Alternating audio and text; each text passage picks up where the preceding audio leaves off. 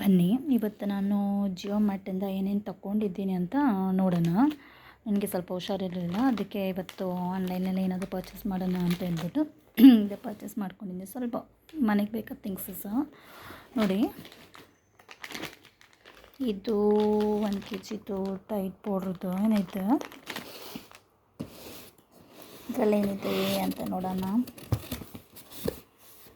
ಇದು ಬನಾನಾ, ಏಲಕ್ಕಿ ಬಾಳೆಹಣ್ಣು ಅಂತ ಹೇಳ್ತಾರಲ್ಲ ಮೈಸೂರಲ್ಲಿ, ಅದು.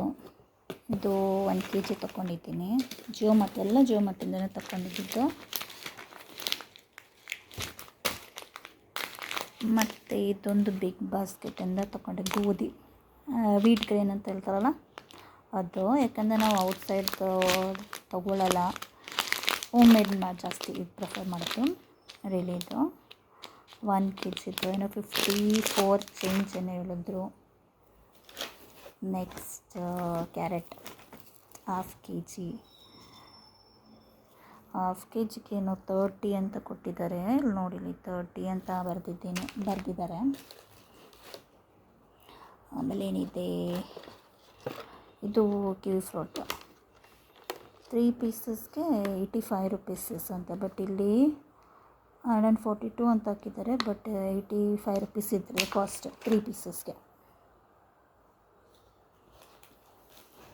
ಇದು ಕ್ಯಾಬೇಜು 10 ರುಪೀಸ್ ಪರ್.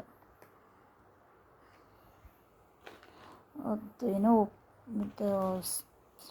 ಇದು ಓಪನ್ ಮಾಡುವಾಗಿನ ಪೌಡ್ರ್, ಇದು ಟೈಟ್ ಪೌಡರ್ ಓಪನ್ ಆಗಿದ್ದು, ಅದಕ್ಕೆ ಇದೆಲ್ಲ ಇದಾಗಿದೆ.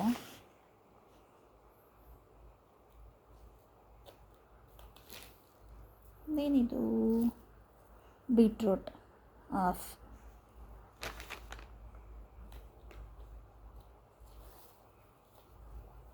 ಅಂದರೆ 2 ಪೀಸಸ್ ಮಾಡಿದ್ದಾರೆ, ಅಂದರೆ 2 ಹಾಕಿದ್ದಾರೆ, ಇಲ್ಲೊಂದು ಮತ್ತು ಇನ್ನೊಂದು.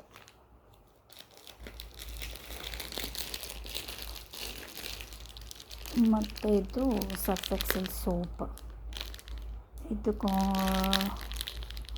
ಕಾಂಬೋ ಪ್ಯಾಕ್ ಇದೆ. 4ಗೆ 4 ಪೀಸಸ್, 4 ಪೀಸಸ್ ಬಂದುಬಿಟ್ಟು 104 ರುಪೀಸ್ ಅಂತ ಹಾಕಿದ್ರು. ಅದು ತಗೊಂಡು ಅಷ್ಟೇ. ಸೊ ಇವತ್ತದ್ದು ಇಷ್ಟು ಶಾಪಿಂಗ್ ಮಾಡಿದ್ದೀವಿ. ಓಕೆ, ಬಾಯ್.